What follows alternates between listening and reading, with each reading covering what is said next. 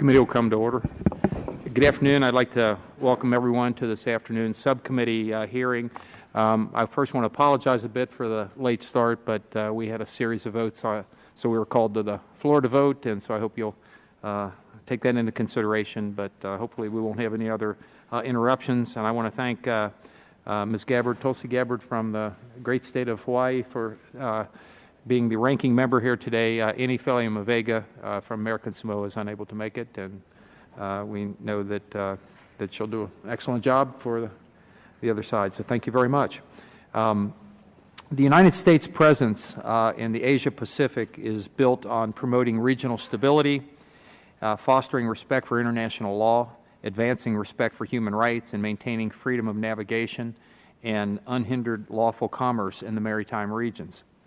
These objectives are fundamentally hinged on the United States alliances with Japan, South Korea, Australia, Thailand, and the Philippines, and our resilient relationships with Taiwan and Singapore, and our evolving relationships with Vietnam and Indonesia. As the title of today's hearing implies, what is America's future in Asia? One thing is certain: the United States will never leave Asia, because as a Pacific nation, we recognize that the nexus of global commerce and strategy has transitioned to the Western Pacific, and the strong bonds formed with our friends and allies cannot be broken. However, America's presence in the region is being challenged. The recent flare-up of confrontations between China and its neighbors over sovereignty claims in the East and South China Seas is the latest example of how decades-old conflicts could easily pivot from fishermen skirmishes into all-out military battles. China is attempting to seize its primacy over the Asia-Pacific region at the expense of its neighbors. These moves may well be aimed at undermining the interests of the U.S. and its allies, challenging the administration's strategic rebalance efforts, and altering the myth that China seeks a peaceful rise. Take, for example, the increasing frequency of clashes between Chinese maritime law enforcement authorities and Vietnamese, Philippine, and Japanese fishing vessels, or the confrontations between the U.S. Navy and Chinese naval vessels, including the time the USNS Impeccable was harassed by Chinese vessels in 2009, and the recent USS Cowpens incident.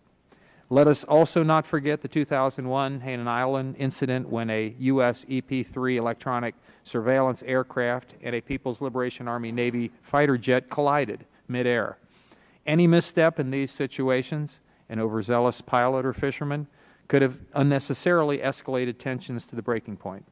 From my perspective, the administration appears to be struggling to find a way to better direct America's resources toward the Asia-Pacific and find a way to manage the growth of maritime territorial disputes, surely the greatest threat at this point to the strategic rebalance policy.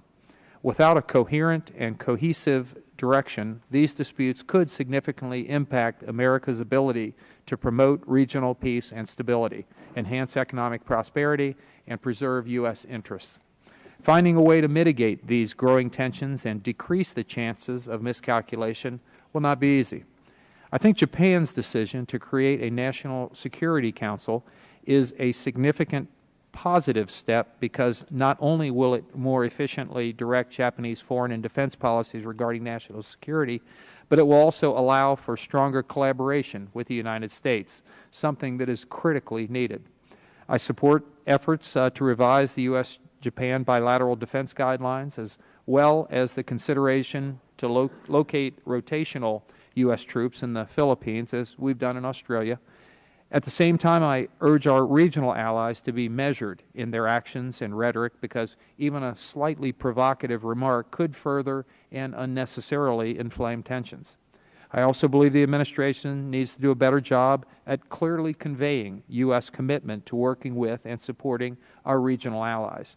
China's unilateral action to impose an air defense identification zone over the East China Sea presented the administration with an opportunity to do this, but instead of rising to the occasion, it sent mixed signals of its willingness to stand up to China's acts of provocation. While I do not believe it is in the United States' best interest to contain China, I do think balancing its rise by maintaining a strong regional presence that is focused, engaged, and forceful is imperative. Unfortunately, that is not where we are today. And since the hearing this subcommittee held a year ago with then Assistant Secretary Robert Blake and Acting Assistant Secretary Joseph Yun, efforts to strategically rebalance the U.S. toward Asia still lack a long-term sustainable focus. They are still hinged on ambitious rhetoric that have not reassured our allies or partners in the region, or anyone else for that matter. As a result, China sees the Obama administration as weak and indecisive and will continue its attempts to fill a perceived power vacuum in the region unless we find a way to enhance our presence across the board. In the meantime, as China continues to flex its muscles, countries around the region are recalculating and hedging on whether they can count on the U.S. Consequently, I think it is in the interest of this country and the interest of our regional allies, notably Japan, South Korea, Taiwan, and the Philippines, for the U.S. to once and for all articulate a coherent strategy that is fundamentally built on actions. It's time for the administration to move beyond speeches and find a way to reassure the region that the United States is there to stay and that America's future in Asia is strong, committed, and absolute. And I'd now like to yield to the gentlelady from Hawaii for the purpose of making an opening statement. Thank you.